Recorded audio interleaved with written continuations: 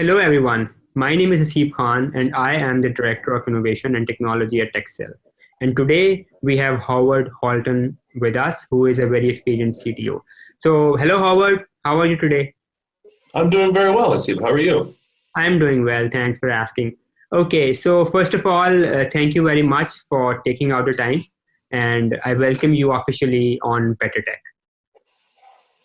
Well, thank you, thank you. I'm always happy to do these things. They're a great way to kind of introduce other people to what we do and kind of how we do it, and maybe give them a new perspective. Absolutely, absolutely. So, Howard, I have been going through your profile and I have seen that you have worn multiple hats. You have been a CTO, you have been a CIO, you have been participating in public events, and I mean, a very established speaker. So, it would be great if you can tell us a bit about yourself and what are you up to and everything. Sure. One of the things that I really like is kind of how people found their way into technology. Mm-hmm. Some people make an active choice. Some people kind of have the choice thrust upon them. I fit very well into that second bucket. My dad was owned a law office and was a law professor. And from a very early age, I really figured I would be going into law. If anyone remembers the O.J. Simpson trial, my dad recorded every minute of it, and then my evening education was to sit down and watch every minute of the O.J. Simpson trial and argue the case. Ah. Yeah, so it was a very interesting upbringing. It was kind of planned, and then all of a sudden, I got into baseball cards. And in getting into baseball cards, I'm nerdy in most of the things that I do. I wasn't interested in baseball, just the cards. I developed a little piece of software, a little database program that would allow me to keep track of my collection and then the change in value month over month using the Beckett Trading Guide. When my dad found out I could do that, he asked me for some help on a problem he was having in WordPerfect. And we ended up turning that into a piece of software. That was when I was 11. So I got started relatively early in the field, and really it was just kind of a hobby at first, right? Even producing the software. And then I found out that companies needed people to really kind of make the software work. Computers were still new-ish. And so I rapidly turned to consulting as a way to kind of, make money.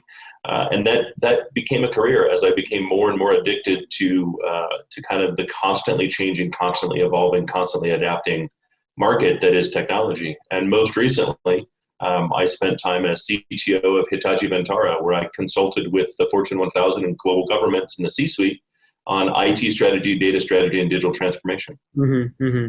Yeah, that's very helpful introduction, and I mean that's quite a lot that you have done. I mean, all the way from law, ending up into a baseball ground, and then going towards technology finalized. I mean, it's sort of quite a roller coaster ride, I must say, that you have in your career. That sounds exciting. So, Howard, we have seen that the role CTO in general is basically one of the most talked about roles in general, not just the technology industry. And we have been seeing poor CTOs all the way up to, I mean, very successful CTOs. And that is also the difference between an ordinary CTO, and an expert one. So how do you, in your experience, differentiate the ordinary CTO from a good one? Or what defines, in general, an ordinary CTO as compared to a good one? So it's executive leadership. And that's kind of a partial answer. I think there's a series of components that make an expert CTO. The first is an absolute love and adoration for technology, but not for technology's sake. Mm-hmm. Right? If you're not a technologist, I don't think the CTO seat is the best for you, to be honest. But frankly, you can get away with being a CIO and not being a supreme technologist. I don't think I don't think that's going to continue to sustain as we move more and more into a DX world. But in addition to being a technologist, a CTO really kind of is the face of future technology within a company. Mm-hmm. right? The goal of the CTO is to be strategic and very forward-looking. Mm-hmm. The traditional CTO really kind of managed the software development teams, but as we look to what the CTO of the future is, the CTO of the future really is going to be the person who's really focused on that kind of future look. Well, to be focused on that future look, you have to be able to do a few things. In addition to being a technology evangelist and really have a love and understanding of kind of where technology is, where technology as a market is going, where innovation is coming from, you really also have to have the ability to communicate that very, very well. And so I think charisma is an important function of a modern CTO. All right. Kind of the next piece really is courage, and probably the most important one, if I'm being honest. Because if you're charismatic, if you've got good leadership, if you've got a clear understanding of technology, but you're not courageous enough to take the next step and really kind of push the boundaries of where you are and be an agent of change, I don't think you're going to find success. But if you put all those things together, and you notice I threw leadership in there, and you have the ability to inspire people, both those that work for you and those external to you, you have a clear understanding of technology and where technology is going, you have a beautiful kind of attachment to technology for the sake of improving business, not just for technology's sake, and you have the courage to put all that into action, I think you're in a really good space to be a powerful, in-demand expert CTO. Right. That's helpful. So also, I mean, as you have also said, that the role of a modern CTO is sort of evolving. It's not just like, I mean, a pure technologist only, but there are like various aspects of it that one has to be comfortable with to be successful. So what, in your opinion, is going to be or currently are some of the key challenges being faced by today's modern CTOs?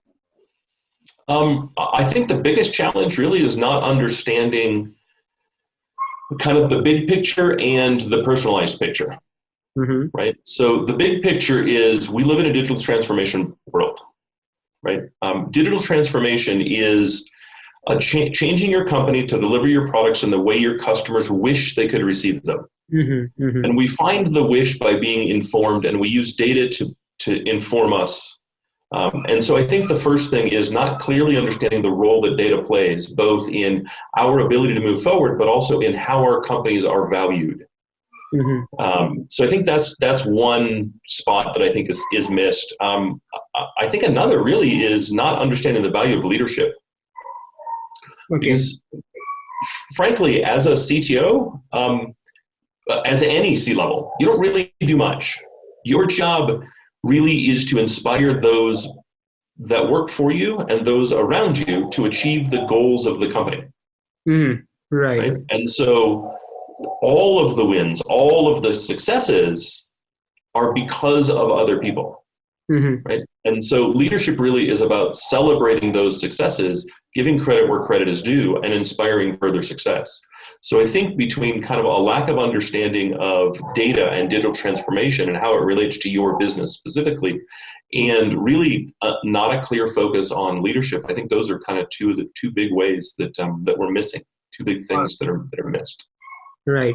Right. And also, Howard, I mean, in general, what we have heard around, and it's sort of a talk of the town, that skilled resources who can get the job done from a technology perspective are always short.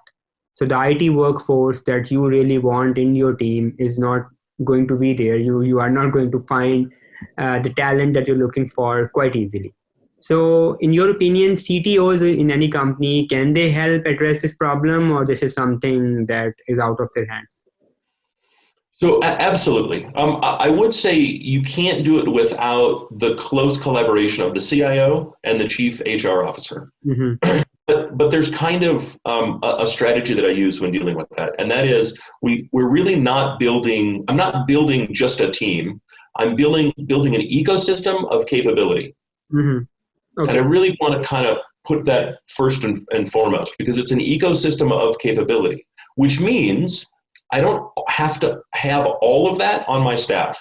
But what I really have to understand is what are the capabilities that I need, and what is both the fastest and the best path. And those may be two separate things. The fastest path to a capability might be contract, might be a vendor, might be a third party, right? And so I need to understand what are the third parties that exist that I have a relationship with, that I can have some trust and faith in, that will enable me to get that capability very, very quickly. And then I look to sustaining and I say, do I have the ability within my current workforce to add that capability? Or do I need to expand my current workforce? And what is the cost to doing so? Which is more than just sheer dollars, but rather I have to look at how does that person, the ideal person for that role work? Data science is a really good place to look because we effectively build data science teams using two different titles, or we should. Mm-hmm. The first is what I would call a citizen data scientist.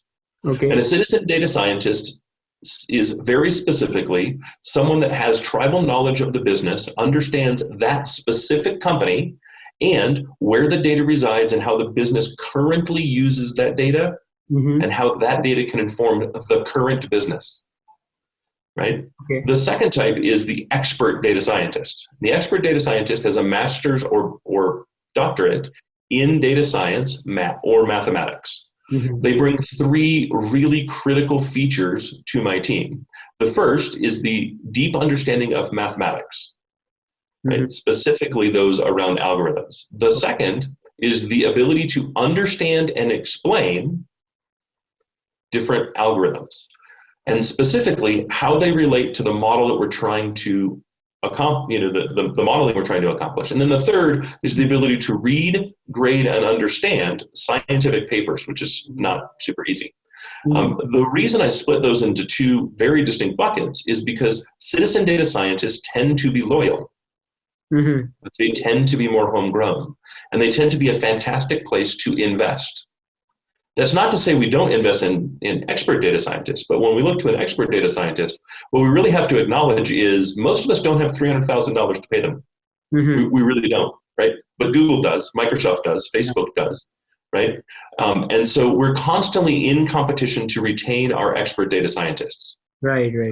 So what that means is I need to treat them a little bit more like mercenaries. And I really want to make sure that I'm focusing on how do I get the specific value from those three things I highlighted in my expert data scientist, knowing I'm not likely to long-term retain them.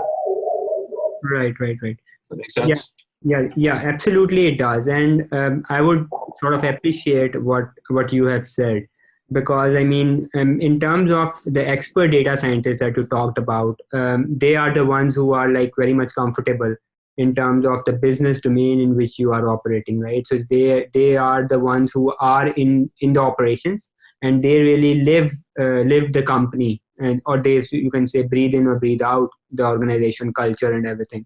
And from the expert side, you are pretty much right there that there is a hefty amount of competition out there for people who are hungry to onboard these resources. So yeah, that was certainly helpful information. So when you started your career, as you have said that you started at a very early age, and then your career progressed with the passage of time, right? So what do you feel the difference is in terms of innovation right now as compared to what it was back in the day? Because what you said, that the first program that you developed in the age of 11, right? So technology, computer systems, and all these things were very different at that time as compared to what we have it today. So how you have seen the innovation evolving in your career? So that's actually a really good question, because I've never thought about it that way. If I were to really think about it, I would say innovation hasn't actually changed, right? To my mind, innovation is a lens that you place over your thought process, right? Where the goal is to not just, what Wayne Gretzky said, we're not trying to play where the puck is, we're trying to play where the puck is going to be when we get there. Mm-hmm. Right? It's very commonly used when we talk about kind of innovation in these things. But when we really look to be truly innovative, we're currently playing hockey looking to see what will the next game everyone's playing be, not just where the puck will be.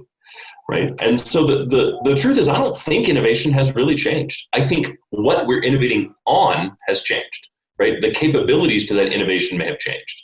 But innovation really is about how do I take how do I deliver a new market to a world that doesn't realize they need the market?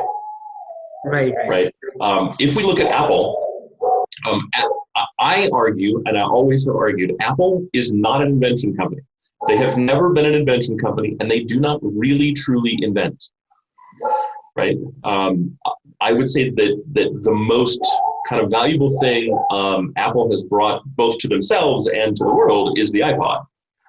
The iPod significantly changed how we consume and interact with music. Mm-hmm. Matter of fact, because of the iPod, the single became valuable versus the album. No one knew that was going to happen, and it was kind of a surprise to Apple as well. However, what's important about innovation is bringing invention to a market and oftentimes defining the market. They didn't invent the MP3 player. There were 100 MP3 player manufacturers at the time. I had many of them, right? What Apple did was said, while the MP3 player is a great invention, there's not actually a market for it outside of a select few kind of nerds like myself. What instead people are really looking for is a new, better way to consume music. And the innovation was, how do I deliver that better way to consume a music? And because that innovation really was pointed the right way, it led to things that no one thought of at the time that were continual innovations serving a market. Innovation without a market really is just an invention, right? And ultimately a failure. So when we look at how innovation has changed, innovation has really kind of followed technology invention in a really beautiful way. We could never do the things with data today in 1987. We simply lacked the processing power. We lacked the network capabilities. We lacked the ability to simply move the tremendously huge volumes of data around that at the time were enormous, if they even existed, and yet today are considered nominal. So I would say that innovation hasn't changed, but rather what we're innovating on has changed, right? Our capabilities due to invention. I mean, if we talk about high level, then certainly the platform or maybe the building blocks of those innovation, which put the pieces of the puzzle together to actually construct something is changed, but however, the puzzle remains the same, with the puzzle being the innovation, right? So while we are discussing your career and your progression and everything, you have worked with startups as well as CTO, and startups basically demonstrate agility. They are more agile. They are more sort of tech savvy. They work on cutting edge technologies. They are very open to embrace new technologies and have them incorporated in their offering, right? As compared to you have also been a part of like an enterprise CTO as well, right? So you have been on both sides of the sphere or horizon, I would say. So what sort of difference have you feel between the two? Being a startup CTO and then an enterprise CTO as big as Hitachi? So scalability is, I would say, the big difference between the two, right? Not just scale, but scalability. In terms of like human resource or data? All of it. Right. For you to be effective at scale, for you to be effective in scaling, you need a series of resources. Right. I need people. I need policies and procedures, and I need resources in the form generally of capital. Those are three things that a startup finds hard to get, and three things that an enterprise finds easier to get, right? If I have 8,000 people and I decide to go in a new direction, I can generally find 100 people within the organization to put on that project. Right. As a startup, if I decide I need to add a new product line, I'm hiring, I'm fundraising, I'm getting capital, right? It's generally a lot more work, right? The difference in a startup between kind of the MVP phase and the support phase tends to be the failure point. And the reason it tends to be the failure point is because I've surrounded myself with absolute geniuses, right? I could very easily have a company that's 80% PhDs, and our design phase is phenomenal. Everyone's cross-team, everyone's cross-functional, we're highly agile, we have 6 releases a day, we're 100% cloud-based, we're really pushing the envelope on what we're able to do, and every week, if you were to look back the previous week, we're making more progress than most enterprises make in a year in their product design. Mhm. We turn the lights on, we invite customers in, and the whole thing falls apart. Why does it fall apart? Because you can't have PhDs doing customer support. Right. So Right? yeah, And, because please go and no ahead. matter how good they are, I can't take 1,000 phone calls with one person. Hmm. Right. Right? And so it tends to be the scale transition that's really the inflection point on success or failure. And in reality, I think entirely too many startups think agility and scalability are the same thing. Agility is really a thought process, Mhm. right? It requires you to think in a way that breaks things down into the smallest possible pieces, then enables the person to be a decision maker, to hold both the responsibility and authority over a thing, and accomplish it in the smallest number of pieces possible with the least required number of stakeholders. Mhm. If we Right. look to most large corporations, they're exactly the opposite, Hmm. right? Now, the happiest place to be is combine the two things, right? Get really smart people, really enable those people, scale the teams to as large as you need to, and remove as much bureaucracy as possible. Because I Right. think that's where companies fall apart, Mhm. right? Right. All right. So yeah, I mean, and also I would say the choice of technology when you are implementing an MVP, or I mean, if you are sort of implementing a product in startup or otherwise, the tool selection also plays a very important part, as you have also said that maybe you might not use a tank to kill a sparrow. There are other tools for that. So sometimes that particular piece, for example, using stuff like Kafka, or I mean irrelevant cloud services just for the sake of using it, maybe for an engineering marvel, sometimes also cause problems within the startups, that since they are engineers or a technical co-founder in there, and he or she is hungry for the technical superiority to demonstrate to the investors, maybe then sometimes these decisions basically pay actually cost the startups a lot. So also, Howard, in terms of the career progression, if we see, CTOs play a very important part in the backbone of any organization, especially if they are tech focused. But the natural progression from a CTO is to a CEO, that we have seen, I mean, in numerous LinkedIn profiles that we have come across. So the person who is a CTO at some point in time might end up being a CEO of another startup or another company. So do you think that this transition is a smooth one, especially you are too much tech focused and not very much business focused, or do you think otherwise? Um, I think it's kind of a trick question, right? I actually I've seen that progression, and frankly, am excited about that progression at some point for myself. However, I think CEO is a very different role from CTO. And Absolutely. while it occurs frequently, not all CTOs not all companies really understand the goal of the roles. Mm. And a CTO as CEO isn't just a CTO with a different title, but rather should have a very, very, very different focus.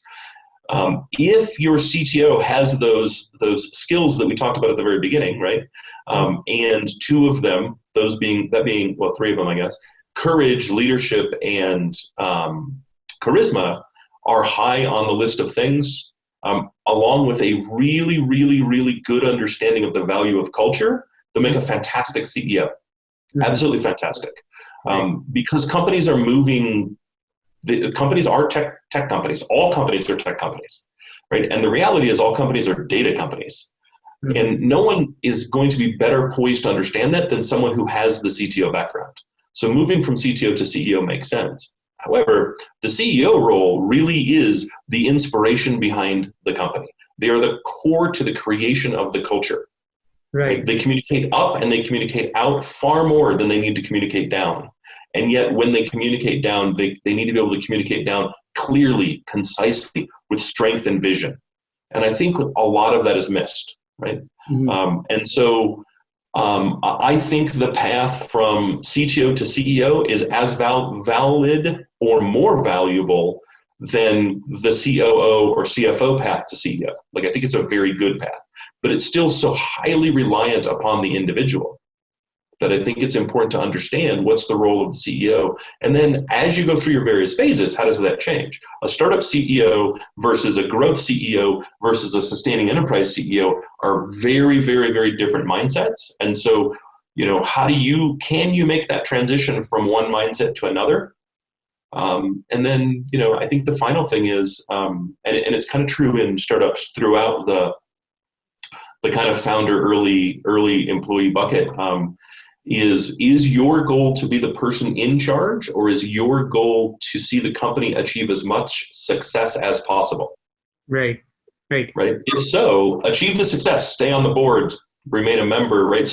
Be the president, right? Be the key visionary, do the thing that you're best at, and think about bringing in someone that might be better at that specific role so that your company becomes the unicorn it can. Absolutely. So also, Howard, in your opinion, what are some of the top technologies, I must say, that CTOs or CIOs should consider ramping up with them in 2021 and 2021? Yeah, I think everything related to data should be the main focus. Mm-hmm. And in reality, I think the biggest area of change, the biggest collection of untapped data really is going to be computer vision. Mm-hmm. Right? The things we can do with computer vision are all low-hanging fruit at this point. Right? The changes and transitions and efficiencies we're gaining in computer vision blow nearly anything else away. And the goal really is to understand people.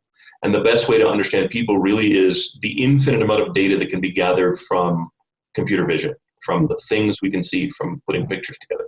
So I'd really pay attention there. I'd really take a broad look at what exists within data sets and what are you legally allowed to use. I think it's going to become more and more important that CTOs and CEOs really add fundamental understanding of governance policy, really the legal and proper use of data. Mm-hmm. One of the things I think companies really should understand is we are the custodians of our customers' data. We're the custodians of our customers' information, and thus we should be the greatest privacy librarians in the known universe. Mm-hmm. And I think we fall short of that frequently. And so I think really if we were to look at 2020 and 2021 and 2022, we're going to see a drastic change in privacy legislation. Mm-hmm. And so we really need to start looking at how do I take advantage of all of these things while keeping in mind the goal is to be a good data custodian. Right. So how do I combine those two things? And in that slot of the Venn diagram where there's overlap, how do I really focus on that area? Right. So I think that's kind of where I'd be pointed at. Right. And in the, as a last question, I would like to get your thoughts together on the role of CTO, which is sort of changing or evolving. Like, how do you see the role changing or evolving in the future? Is it going to remain the same? Is it going to be more towards strategy? Is it going more towards technology? What are your thoughts? So I think it's going to move more towards the CCO role, right? I think it's going to move more towards the kind of chief customer officer role, mm-hmm.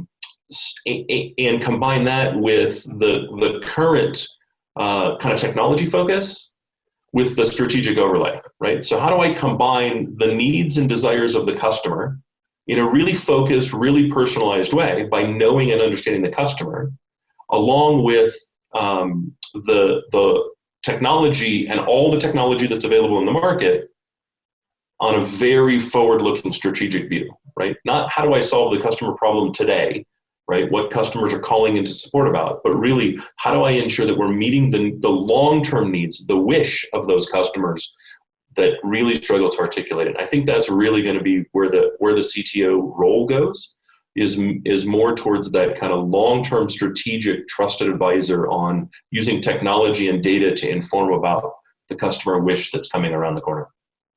Right. So I believe a lot of future or current CTOs would be listening to this as our audience. So any closing thoughts or any message for those guys or girls?